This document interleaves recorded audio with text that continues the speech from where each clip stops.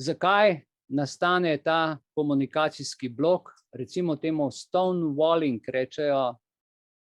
Stonewalling je tak svetovni izraz ali zidna pregrada za omejevanje osebnih in družbenih odnosov. Glejte, zakaj je ta zid komunikacijski strupen in kaj naj glede tega človek stori, kaj naj družba glede tega stori. Danes bomo pogledali v bistvu na tehtnico, bomo dali dve stvari. Stonewalling v družbi, politično, in pa stonewalling v osebnih odnosih, ker namreč politika se razvija iz osebnih odnosov. Če je družina tista družbena celica, iz katere vse ostalo izhaja, je seveda posledica potem vidna tudi na vseh ostalih drugih nivojih. Vprašam vas, ste bili kdaj v razmerju, kjer ste se počutili, da vas ljudje ne slišijo, da vas ljudje ne razumejo? Se znajdete v situacijah, recimo, ko se vam zdi, da niste pomembni, da niste slišani.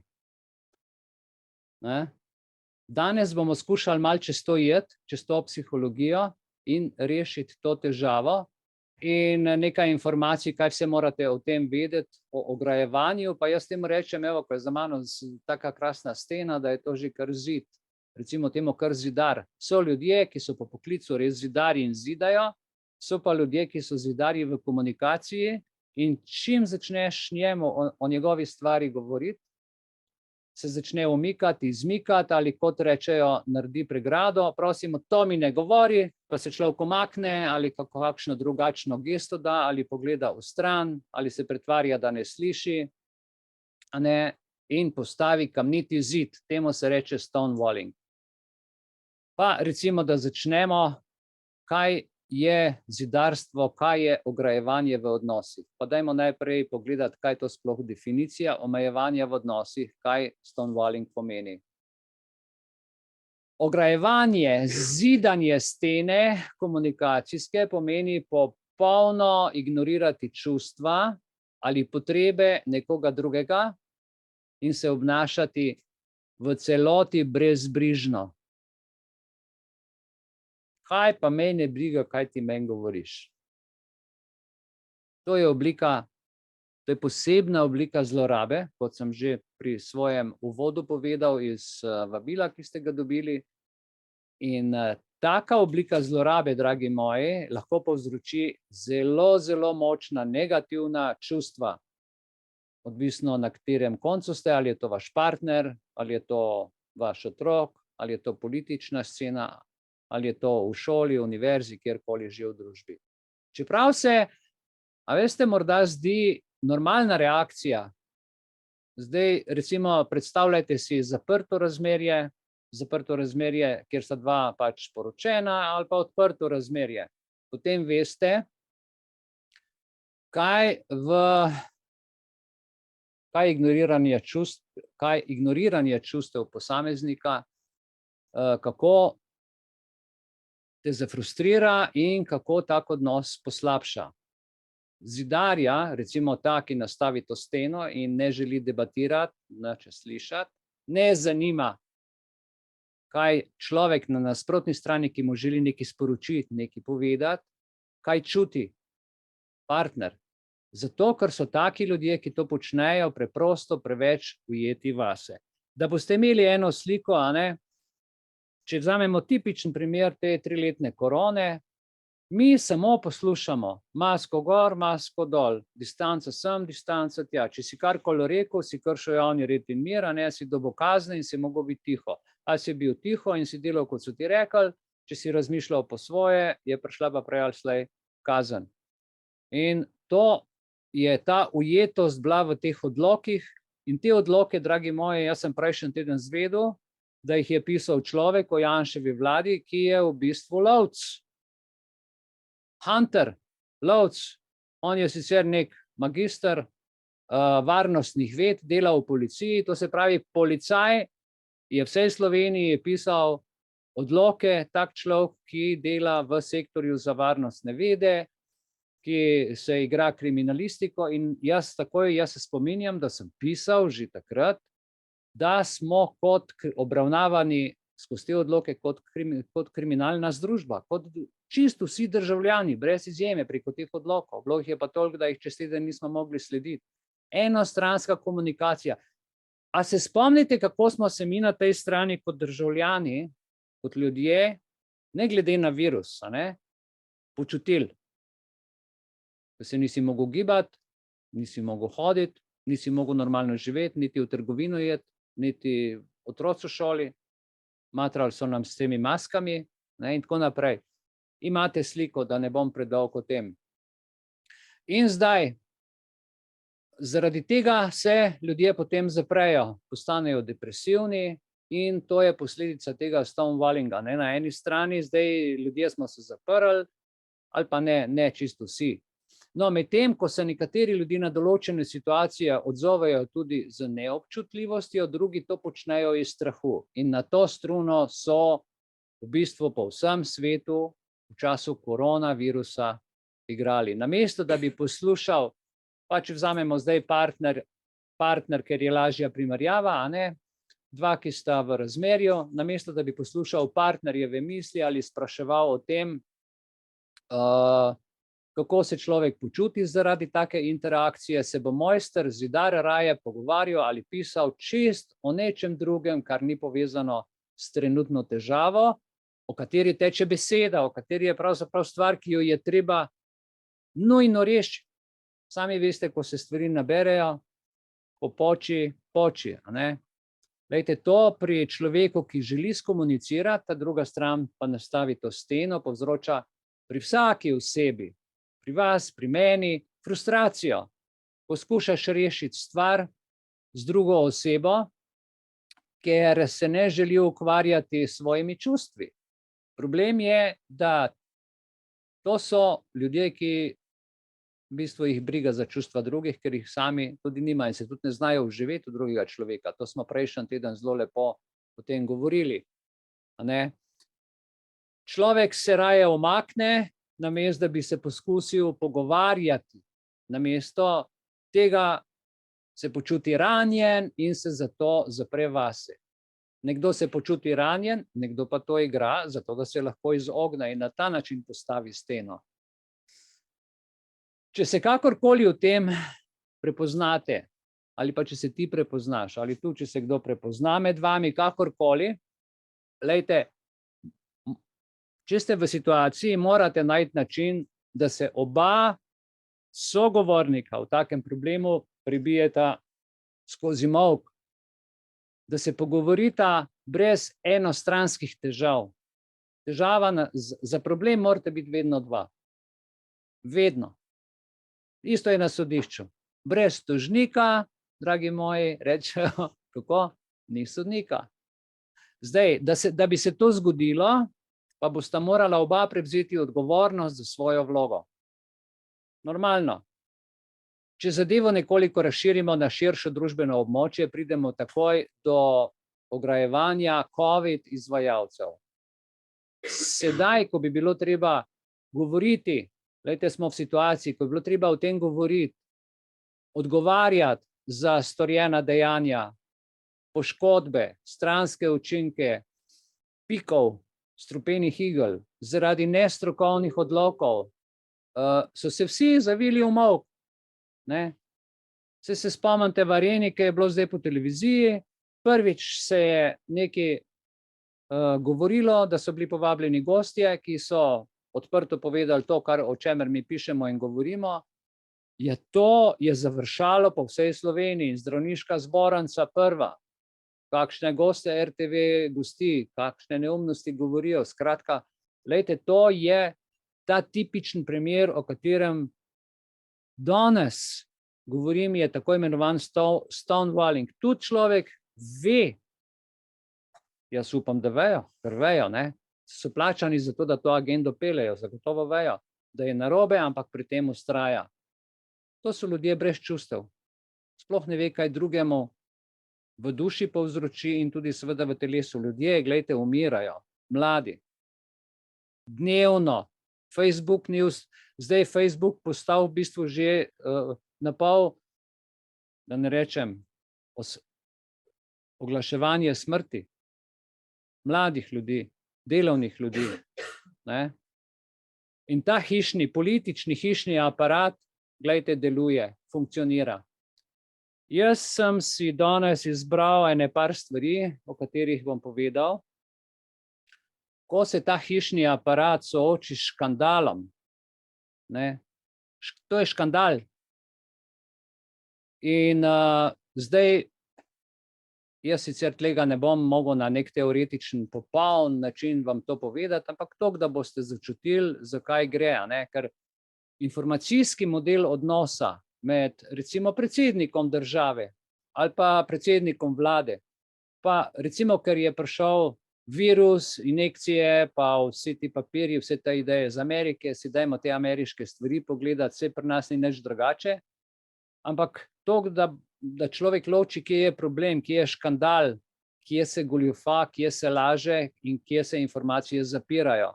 Ne, namreč nepopoln in informacijski model odnosa med predsednikom in njegovimi nasprotniki.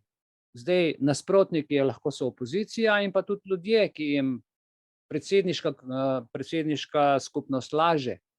Da bi empirično, praktično lahko to videli in identificirali pogoje, pod katerimi bo recimo predsednik v Ameriki oviral postopke in manjše škandale, bomo pogledali nekako 3-4 primere takega predsedniškega vedenja, obnašanja. No, pa če vzamemo en ta časovni okvir, pa vzemimo, da je to v času med Carterjevo in Clintonovo administracijo.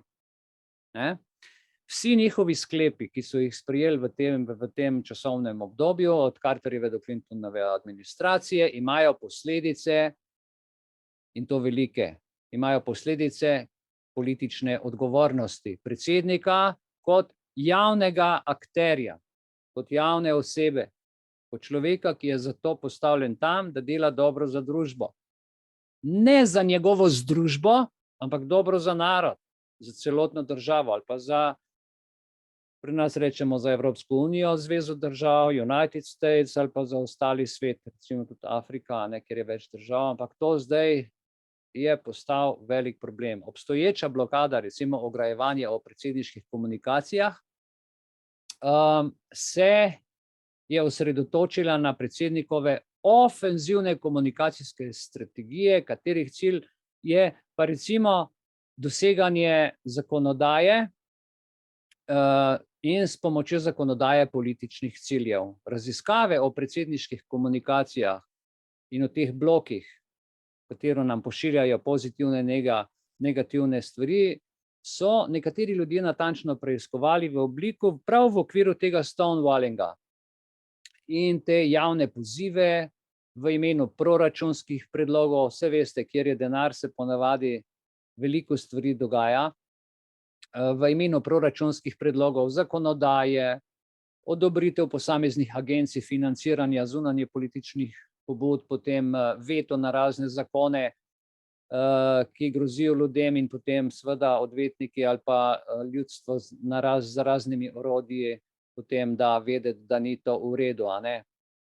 Niti blokada, ogovarjanje s predsedniško komunikacijo, niti literatura, najnovejša in najbolj brana literatura ne more vseh teh škandalov pojasniti, zakaj predsedniki izberejo različne obrambne strategije v različnih političnih situacijah. Zakaj pride do tega? Zaradi tega, ker če bi se to razkrilo, bi bile laži tako velike, da ljudje tega sploh ne bi mogli dojeti. Zato, ko nekdo gre iz predsedniškega mesta in njegovo mesto prevzame drugi, to so te pretekle predsednike spraševali, kaj se je zgodilo recimo v tem primeru, v tej aferi, nihče ni hotel povedati, zaradi tega, ker potem bi vsa administracija vključno z najnovejšo padla, ker so vsi vpleteni. In to je ta problem te hobotnice. Nobena literatura, nobena knjiga, ni nobenega škandala do konca pojasnila. Če že, potem to pride ven čez 50, 60, 70 let, pa še takrat ne veš, a si teoretik zarote, a misliš prav ali ne. Torej, zakaj predsedniki izberejo različne obrambne strategije, zakaj lažejo v različnih političnih situacijah, tako kot pri nas, a ne, se s temi odloki točno vedeli, da je narobe in so rekli, to je pa dobro za ljudi, ljudje so pa umirali. So rekli, to je dobro za gospodarstvo, pa so nas zapirali. Vse, kar so rekli, je imelo obratno inverzen efekt. To zelo boli. Ta vrzel je pomembna po celem svetu. Zdaj gledamo zelo široko, ker noben politični dogodek nima večjega potenciala za oblikovanje in opredelitev predsednikovanja kot škandal. To so škandali, dogovorjeni škandali. In potem pride do ene prototipne obrambne situacije, s katero se soočajo vsi predsedniki, čeprav v različni meri. Seveda, to je treba na nek način zagovarjati. Zdaj, če se spomnite pri nas, kako hitro menjajo vrh. Glejte, na vrhu imamo predsednika vlade, imamo ministre in ti pridejo kot gobe po dežju. Prideš, obereš gobo, nova zraste, a ne, ampak gost pa ostane. Ta gost je državna uprava in največji problem je pri nas državna uprava in po svetu tudi, se pravi, je ta zakoreninjenost tistih ljudi, ki so vse življenje v teh lažnih, pa recimo tudi politično opredeljenih krogih, ki obvladujejo in predsednika in ministre, čeravno so v bistvu oni medijsko izpostavljeni, ampak vse to je narejeno z nekim določenim namenom prevare ljudi. Recimo, ko smo pri škandalih, kratkoročno lahko škandal vpliva na predsednikov zakonodajni vpliv. Se pravi, tako da, ko pride nek nov zakon, predsednik, če reče, da je zakon dober, bodo ljudje verjeli, da je zakon dober. Če reče, da je zakon za nič, pač bodo ljudje to odobravali. Zdaj, predsednik ima močno besedo, ker ljudje, ki se ukvarjajo s preživetjem, potem slišijo, da bo ena sprememba. Zdaj, če predsednik to reče, zagotovo je to dobro za nas, mi nismo profesionalci in se s tem pač ne ukvarjamo. Ampak, ko se izkaže z nagovarjanjem javnosti, tako kot se je recimo to zgodilo z Reaganovo politiko do Srednje Amerike po razkritju Iran in kontra, da nekaj ni v redu, takrat se vsi zavijajo v molk in temu se reče stonewalling. Blokada, črna zavesa, zgradimo zid in o tem se ne govori ali pa se naredi sporedna afera in potem vsi mediji pišejo o eni brezvezni stvari, samo da se to da pod preprogo. Tako da to je ta stonewalling. Dolgoročno, dragi moji, imajo škandali pogosto osrednjo zgodovinsko vlogo v politični usodi predsednikov in lahko spodkopajo zaupanje javnosti v vlado, zlasti kadar se škandal dotika vprašanja politične odgovornosti. Ko govorimo o politični odgovornosti, je to kot zame osebno, jaz tako razumem, kot tisti slamnati mož sredi njive, ki odganja seveda parazite in ptice, ki bi pojedle semena. Je mrtev, tam stoji in ko se ptič navadi, da on stoji, da ne reagira, mirno poje tisto krog. Tako se to dogaja. Posledice predsednikovega laganja se ohranja v tajnosti. In to je problem zaradi te kretnice. Vladi so takrat bile seveda tudi dokumentirane vse te stvari, vendar so določene dokumente potem uniči, skuri, vse ta poročila se potem nagibajo k nekemu legalizmu, k nekemu impresionizmu. Imaš impresionizem, napačen vtis, napačno impresijo, namesto da bi takrat, ko problem nastane, rekli ljudje, glejte, tako se je zgodilo, tako je bilo, mea culpa, ne bo se več zgodilo, zdaj vemo, da smo bili ali prevarani, ali smo se narobe odločili. Ljudje razumemo, to, glejte, bi prispevalo k znanstvenim spoznanjem o predsedniku kot racionalnem javnem akterju, ne pa kot o lažnivcu ali pa kot o Pinokiju, ki je na nitkah, ki pač ga nekdo obvladuje. In kako prepoznamo, v bistvu so ene 4 točke, bom jih na kratko naštel, kako se to skozi 4 točke odraža pri predsednikih različnih karakterjev, kdaj je predsednik, ki laže, kdaj je predsednik, ki zavaja javnost, kdaj sam naredi kriminal in tudi zase hoče preiskavo za to, da se nedolžnega naredi, skratka iger, toliko, kolikor je predsednikov, toliko je afer. Recimo prvič, ugotovili smo, da obstoječa literatura o škandalih izvršne veje oblasti je sestavljena iz redkih primerov. Ti primeri se razlikujejo od vprašanja pomembnosti značaja, ki ga v bistvu ta problem obravnava. Se pravi, imamo problem, a je to politični problem, finančni problem, problem meddržavni, skratka. Drugič, ta problem ima formalni model omejevanja oziroma ograjevanja, pri čemer politiko škandalov razumemo kot igro nepopolnih informacij. Se pravi, nepopolna informacija je pol resnica. Zato rečemo, nekaj manjka vmes. Ja, saj nekaj so povedali, ampak gre za igro nepopolnih informacij.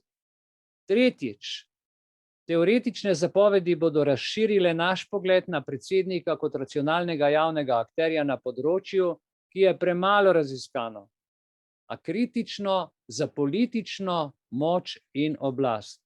Kaj to pomeni? Če se zadeva razišče, bo politika izgubila moč in oblast, ker bo mogel odstopiti zaradi goljufije. In to se nenehno dogaja, pa ne samo v Sloveniji, ampak v glavnem po vsem svetu. Iz ravnotežnih napovedi takega modelja lahko izpeljemo, bom rekel, eno hipotezo o dejavnikih, ki vplivajo na predsedniško omejevanje. Noben predsednik ni rad omejen, če ravno ga seveda zakonodaja omejuje in druge skupine in niti nimamo vseh besed, s katerimi bi lahko opisal, kaj vse predsednika, kateri ljudje, katere nitke, katere uzance so tiste, ki ga v bistvu držijo, da počne, kar počne. In še četrtič, ko imamo enkrat te 3 točke pred sabo, zaključimo s posledicami odločanja in kaj posledice predsedniškega obnašanja v času krize spremenijo. Kaj takšna laž, takšna afera spremeni. Spomnite se samo, ko so bile 9.11 stolpnica, ki je padla, kaj takoj so spremenili zakonodajo, takoj se je vse spremenilo, nadzor se je povečal in seveda to je bilo narejeno namensko. Šele od take analize, dragi moji, lahko začnemo oblikovati, ko se enkrat stvari zgodijo, pa časovno malo umaknejo, vidimo definicijo škandala, nato pa o tem razpravljamo o vrstah škandalov, ker najprej niti ne moreš vedeti. Korono bomo videli šele, bomo rabili še mogoče leto, 2 ali pa še več, da bomo videli malo širšo sliko. Že zdaj se ta slika jasni, ampak še ogromno je prikritega. Vsak dan priplava neka nova afera, neka nova povezava in tako naprej. In kar se pri oblikah predsedniških dejanj tiče, je pa seveda tukaj treba upoštevati tudi medijsko obliko sodelovanja in kontradiktornih reakcij. Škandal tako politično opredeljujemo kot neprimerno vedenje predsednika. Ponavljam, kot neprimerno vedenje predsednika. Seveda, to se ni začelo na predsedniškem mestu, ampak to je bila vzgoja. Tako kot neprimerno vedenje partnerja, soproga, moža, otroka in tako se to začne. Lahko je to tudi neprimerno vedenje višjega administrativnega uradnika ali kandidata, ki pride v javnost, recimo med predsednikovim mandatom in se je zgodilo pred ali med, ko je posameznik pač zasedel neko funkcijo. Pri vsem tem seveda ljudje, ki spodbujajo javno kritiko, niso zaželjeni, zaradi tega, ker ogrozijo funkcijo. In v medosebnih odnosih ni hujšega, kot če nekomu odkriješ škandal in dobi ogroženo funkcijo in pride na slab glas, slabo ime. Se pravi, resnejši škandali bi lahko privedli do kongresnega nadzora ali pa državnega pri nas, Recimo, jaz sem dal tak primer skozi, ko so zdravniki pač naredili, kar so naredili. V naši družini se je zgodila tragedija in potem so zdravniki same sebe preiskovali. Zdravniška zbornica je preiskovala zdravnika, zdravnik zdravnika. Sodnik preiskuje sodnika. Politik tam imajo neke svoje skupine, sami sebe preiskujejo. Jasno, da ne bodo nič našli. Nikoli se nič ne najde. Če pa se najde, pa ni nihče kriv. Tukaj lahko vzamemo seveda vse te državne tožilce, pričanja na sodnih pozivih, ne glede na to, da rečejo, ja, imamo posebne tožilce, imamo neodvisne ljudi, ki bodo to preiskovali, imamo svetovalce v teh pravnih sporih glede teh postopkov in privilegijev izvršnega osebja, ter mogoče bo kdo odstopil, mogoče bo kdo odpuščen. O tem se govori, kaj pa dejansko v ozadju, kaj je ključno, o tem pa ljudje nikoli niso, prav zaradi šlamparije medijskega raziskovalnega novinarstva, ki ga praktično več ni, ker pišejo samo še po diktatu.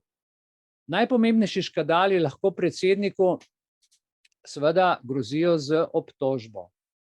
In Finver trdi, tako kot, želim, da si ta stavek zapomnite, ker je tudi resničen, on trdi, tako kot večina ljudi laže, tako laže tudi večina predsednikov. Ampak ljudje od predsednikov nikoli ne pričakujemo, da bodo javnosti lagali. Drugače je, če se ti tako z belo lažjo izgovarjaš, lažeš v nekem ožjem krogu. Vendar, ko gre za državne zadeve, ko gre za prihodnost ljudi, za prihodnost otrok, ko gre za javne finance, ko gre za javne investicije, ko gre za resne stvari, takrat človek res ne pričakuje, da se bodo ti ljudje lagali, zavajali, kradli in tako naprej. Nekateri primeri prevare so namenjeni zgolj preprečevanju zadrege pri ohranjanju politične sposobnosti, kar vključuje recimo manj resne laži. Namreč ena taka manj resna laž je neresnica predsednika Kennedyja o Addisonovi bolezni, zato da je preusmeril pozornost. To je ena taka stvar. Potem druga taka stvar, ko, ne vem, vi starejši se boste tudi spomnili, ko je bilo februarja 60, v ruskem zračnem prostoru se streljeno vohunsko ameriško letalo U-2. Takrat je bil na oblasti Eisenhower in je trdil, da je to letalo v bistvu za raziskovanje vremena. Sicer se je pilot rešil, letalo se je razbilo, Rusi so letalo našli, ampak kaj so noter našli? Kamere in posnetke svojih ruskih vojaških baz in drugih občutljivih podatkov.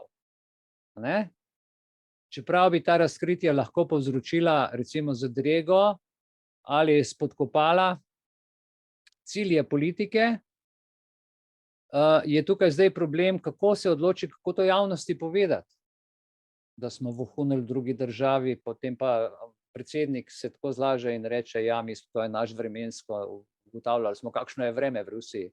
Mislim, ljudje božji, smo se odločili, izključimo te zadeve in kontroverzne politične odločitve, kot je ta epizoda U-2, a veste, tudi tuna skupina nemška U-2 se imenujejo in tako naprej. Ampak to potem vse prikrijejo, kot rečejo, z Pentagonovimi dokumenti. Z drugimi besedami, škandal, a veste, in stroga tajnost, to nista dve enaki kategoriji. Kadar gre za strogo zaupne stvari, so stvari strogo zaupne. Škandal ima pa čisto drugo naravo. Kadar gre za goljufijo znotraj teh tajnosti, to pa potem nastane velik problem, ker se izgubi popolno zaupanje. In ko nad partnerjem, sodelavcem, naj si bo v državi, kjerkoli izgubiš zaupanje, potem se zadeve zelo hitro spremenijo. Nas zanimajo ti škandali danes v Stonewallingu, kot sem jih zdaj recimo naštel, zgoraj sta zlasti predsednikova dejanja in odzivi medijev, ko se škandal razkrije. zadeve se ponavljajo skozi zgodovino, tako kot pri španski gripi. Včeraj sem bral en dokument, da so se takrat ravno tako kot danes zelo intenzivno ta Svetovna zdravstvena organizacija na 14 dni dobivali in ugotavljali, kaj lahko naredijo, kje lahko še biznisirajo, kako dolgo bo še šlo, da ne bo narod ponoril. Zdaj je popolnoma enaka situacija. Isto tudi v politiki. Zdaj imamo še en problem. Jaz takole simuliram. Predvidevamo, dajmo v navednici, da je denar končal pri predsedniku. Recimo v Ameriki. Denar je končal pri predsedniku. Čeprav je v mejah Bele hiše, ko se škandal razkrije velik, je veliko igralcev, vključno z višjim osebjem, uradniki kabineta in vojaškim svetovalnim osebjem, ker to je vedno vse prekvačkano. Ta definicija postane pomembna v primerih, recimo, ko sam predsednik očitno ne ve za določene, ker ne more vsega vedeti, ne ve za določene primere, za dogodke v zvezi z nekim škandalom. Nekateri bralci bodo presenečeni in so presenečeni, ko odkrijejo, da so predsedniki včasih dovolili in celo spodbujali preiskavo domnevnega škandala ali pa neprimernega vedenja. Recimo, tak primer je, ko je predsednik Johnson pozval FBI. Raziščite nas, ko je rekel, naj nas FBI razišče, ali je vedenje enega izmed njihovih uslužbencev povzročilo varnostno tveganje v državi in aktiviral ne vem koliko služb, medijev. Seveda ljudje so čakali, kakšna bo rešitev in kakšna je bila rešitev, takšno kot jo živi. Vse veste, da nacionalna varnost v tem primeru ni bila ogrožena. Vse so lepo pokrili, vse so lepo umirili in nikom ništa. Denar je ostal pa v predsednikovih rokah. No, to zadevo, ta akt je predsednik Carter imenoval za to preiskavo tudi neodvisnega tožilca, ki pa seveda ni našel nobenih konkretnih dokazov v podporo obtožbam. In ko se enkrat to izreče, ljudje preprosto verjamejo, se pomirijo, telo se ohladi in zato je, dragi moji prijatelji, zelo pomembno, da veliko o stvarih govorimo. Ne o tem, kar nam iz televizije sporočajo, ne o tem, kar so te narejene novice, kjer je plan, električni avtomobili, zastrupljanje vode in vse te stvari. Dragi moji, moramo govoriti, ker razelektrimo vse te stvari. Še en primer vam bom povedal, potem gremo pa naprej s to temo. Se spomnite Watergate, dejanja predsednika Nixona. To je bil v bistvu vlom v hotel junija 1972 in ta primer je dejansko večplasten. Čeprav Nixon vloma nekako ni dovolil, je škandal in škandal prikrival, zaradi tega, ker je bil tako blizu Bele hiše, zato ker sta takratni polkovnik North in admiral John Poindexter spostavila program trgovanja z orožjem za talce. Brez vednosti ali soglasja predsednika. Predsednik je vedel, da se nekaj dogaja, ampak da bojo pa to na tak način počeli, pa ni bil seznanjen. In zato je Nixon odlašal z objavo resnice že od prvega trenutka, ko je izvedel povezavo med vlomilci in Belo hišo. Zdaj tako, predsednik in njegov svetovalec v Beli hiši John Dean sta se odločila za stonewalling. Kako sta to naredila, da lahko zagotovita nadaljnji molk tistih, ki so vpleteni v prikrivanje v Beli hiši, da jim zagotovijo tako imenovano molčečnost. Torej, jaz vem, kaj je molčečnost. V mojem poklicu se je temu reklo spovedna molčečnost. Potem imamo odvetniško molčečnost, potem imamo zdravniško molčečnost. Kje so danes vse te molčečnosti? Ne vem, vse so šle na 2 deci, nikjer več ni molčečnosti. Je pa molčečnost tam, kjer bi mogla biti beseda, kjer bi mogla biti pojasnilna dolžnost. Vse je obrnjeno, vse se je spremenilo. No, se pravi, zagotovili so molčečnost, zato da državni uslužbenci niti pred sodišče in pred drugimi preiskovalnimi organi niso rabili tega pojasnjevati. To je pa tako imenovan uradni stonewalling. Nič ne vem, nič nisem slišal, a ne. In s tem je predsednik, glejte, dodatno oviral preiskavo, ko je dopustil posebnega tožilca Coxa, ne. Zdaj iz tega lahko potegnemo dve stvari. Lahko špekuliramo, da se lahko dejanja, ki neposredno vplivajo na predsednika ali pa so povezana s predsedniškimi dejanji, obravnavajo drugače kot dejanja drugega osebja. Ampak to je stvar zakonodaje. To je zgolj moja simulacija, ne. No, potem je pa tukaj glavni odnos kongres in mediji, vlada in mediji.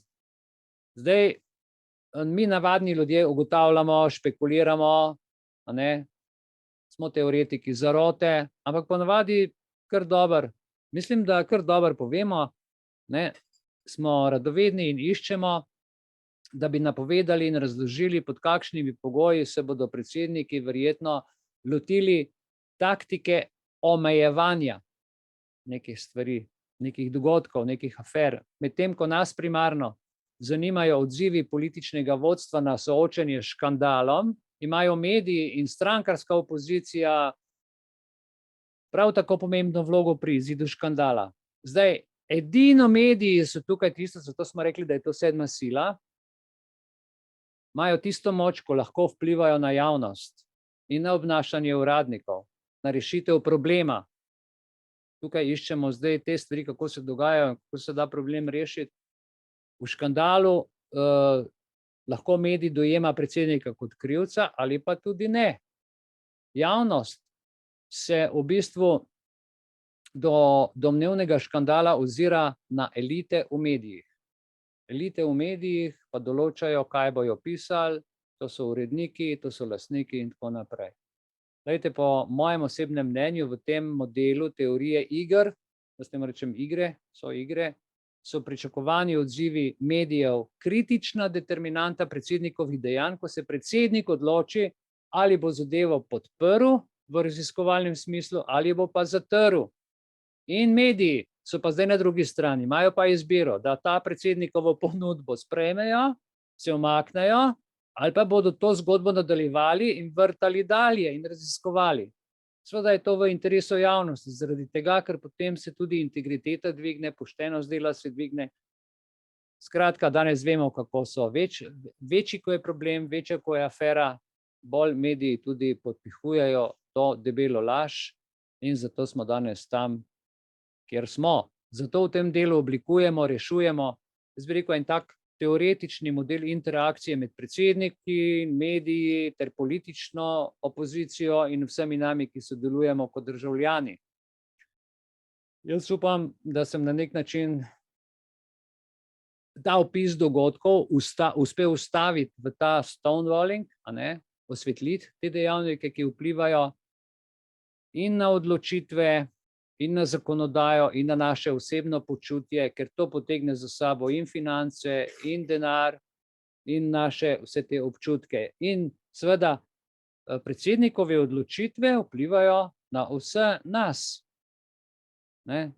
Kdaj se bo kaj zgodilo, kdaj se ne bo zgodilo in vse se tudi že naprej v bistvu dogovarjajo. Namreč predsednik ve, ali je škandal manjši ali večji, ker on je le na vrhu, stvari vidi drugače, ima več informacij, preden on ukrepa. Vendar mediji in opozicija obveščajo le o predsednikovih dejanjih, kaj bo storil, ne pa tudi o samem škandalu, da bi empirično razumeli ograjevanje ali pa to zidanje. In ta model pregrade, kako prepoznamo pogoje, pod katerimi bo predsednik stopil v večje ali manjše škandale, smo nekako skušali tukaj zdaj v teh primerih med upravami, kako smo rekli, Jimmyja Carterja, Ronalda Reagana, Georgea W. Busha in pa Billa Clintona. Povedati, nakazati v tem širšem smislu, ker to vse vpliva na nas in na cel svet. Kakšen je pravzaprav občutek obzidja in kakšni so ti primeri obzidja? Jaz sem že na začetku povedal, ko te nekdo ovira, ali pa če nekdo drug recimo postane oviran v nekaterih odnosih, ne bo opustil svojih čustvenih meja. Ne bom popustil. Ne, jaz imam prav in o tem se ne pogovarja, o tem se ne govori, tako je. Ne? Na sodiščih recimo se zgodi velikokrat primer, pride mlad odvetnik, ki ga vzgajajo in vidi, kako tam delajo, na univerzi je bil pa drugače naučen. In reče, ja, to pa po zakonu se to mora tako narediti. In ga hitro poučijo, ne, ok, zakon, ampak pri nas tako delamo. Ne? Dobro, in on tudi potem začne tako delati, ker se pri nas tako dela. To pri nas tako je. In edino to je prav. In potem pride stranka v proces, ki pa vidi malo več zakona in piše na sodišče, da to pa se ne dela tako, ker zakon pravi tako in tako. In potem se začne zmešnjava. No, to so potem problemi, kjer pride do krivičnih sodb in tožb, zato ker oni tako delajo. Zato tako delajo, a ne? To je en večen tak izgovor. To pomeni, da če nekdo noče slišati, kaj ima druga oseba povedati, ali kakor je pravilno po pravilih in zakonih, ni pomembno, ali se zaveda, zakaj bi moral poslušati. Ne?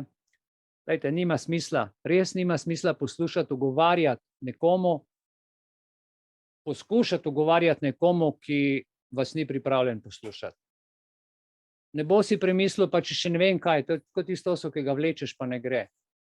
Nikamor se ne premakne.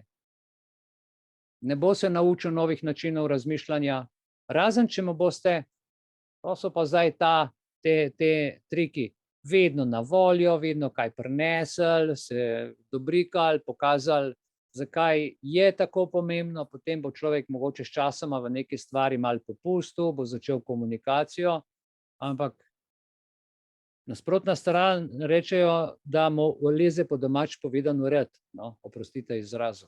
Rečejo, ta je pa ritoleznik, zdaj pa direktor. In tako so te stvari, ne, ker sicer nikamor ne pridejo.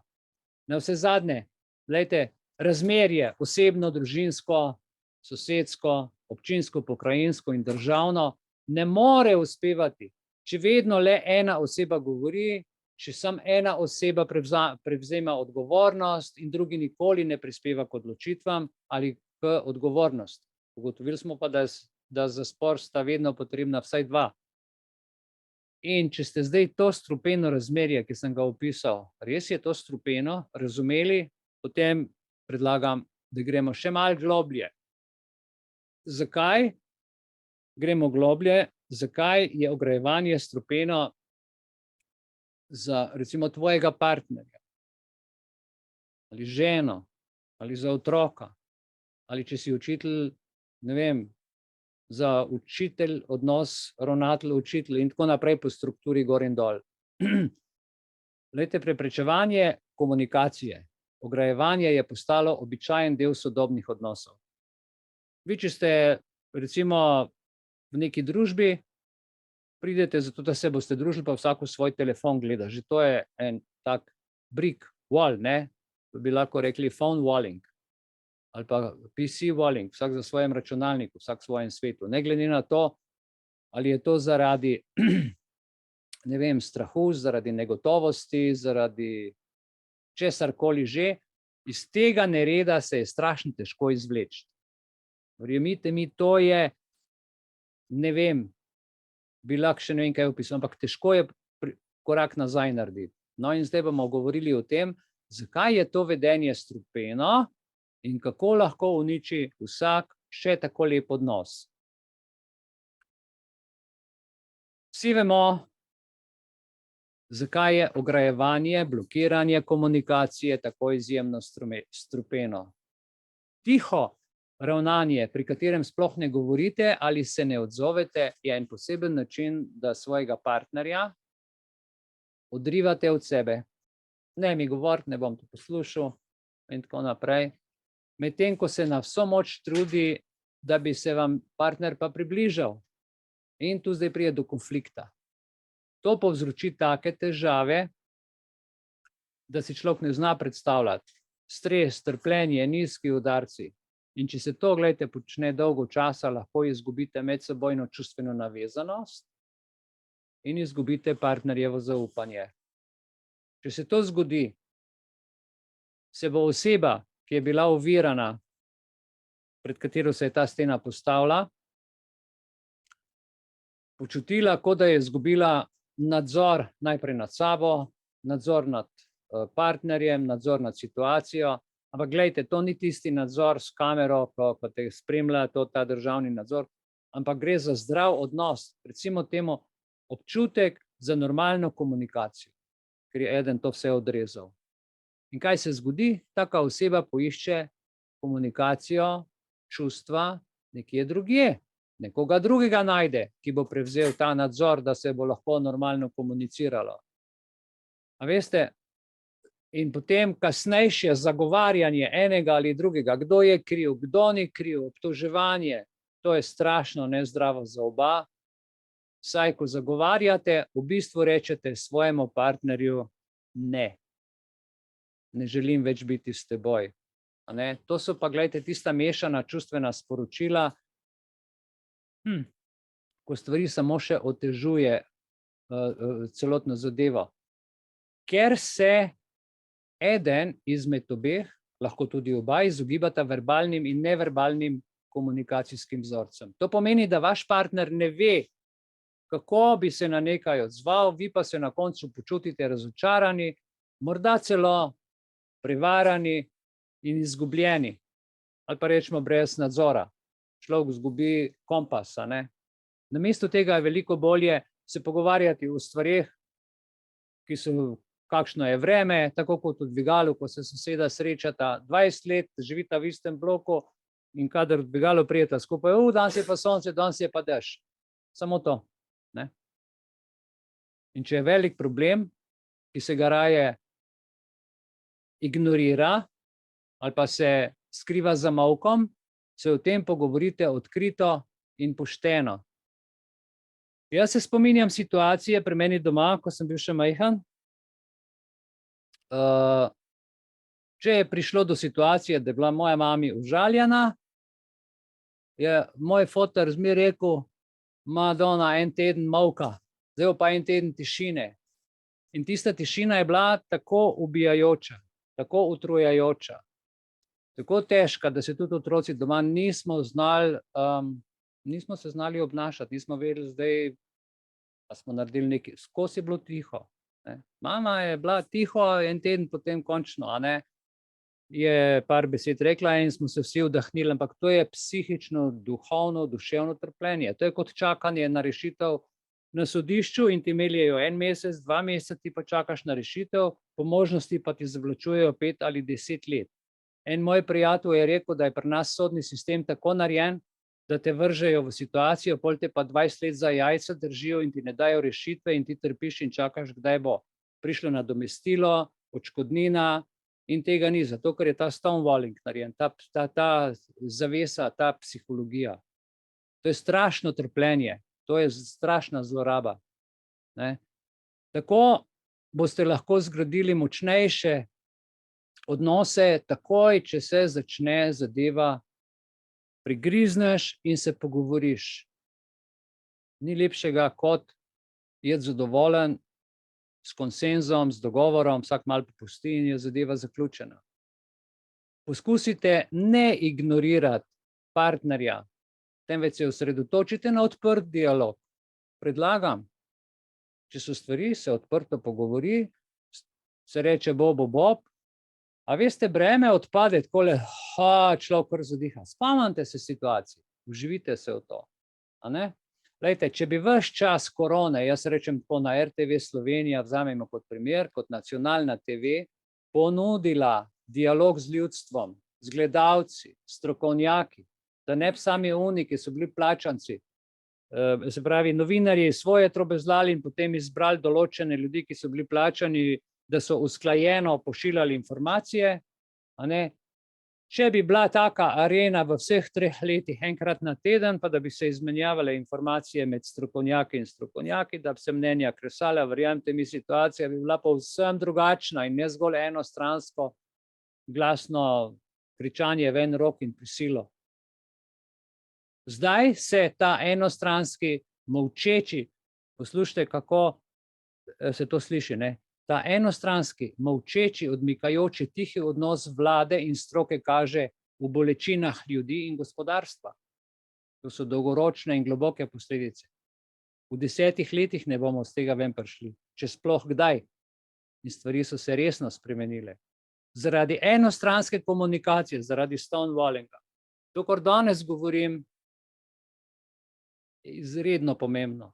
Ampak to je v komunikaciji od, ne vem, 32 stvari samo ena točka, toliko je še drugih stvari skrito.